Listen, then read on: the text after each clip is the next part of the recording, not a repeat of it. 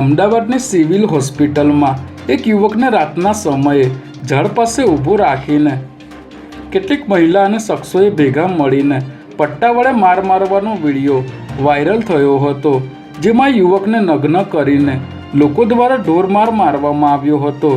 જે બાદ લોકોએ આ યુવકને શાહીબાગ પોલીસને હવાલે કર્યો હતો। ત્યારે આ યુવક માનસિક અસ્થિર હોવાનું અને તેણે કોઈ યુવતીની છેડતી કરતા લોકોએ તેને જાહેરમાં ઢોરમાર માર્યો હોવાનું પોલીસ તપાસમાં સામે આવ્યું છે।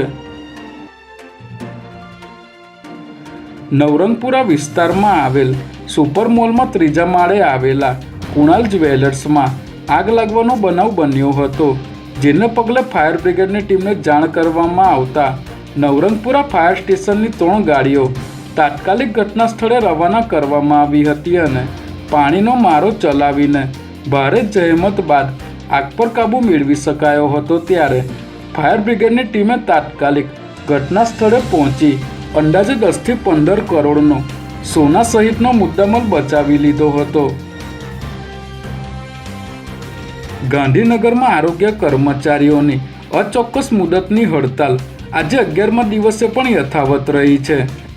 સરકારે કડક વલણ અપનાવતા 8 જિલ્લામાંથી 2100થી વધુ કર્મચારીઓને નોકરીમાંથી છૂટા કર્યા છે।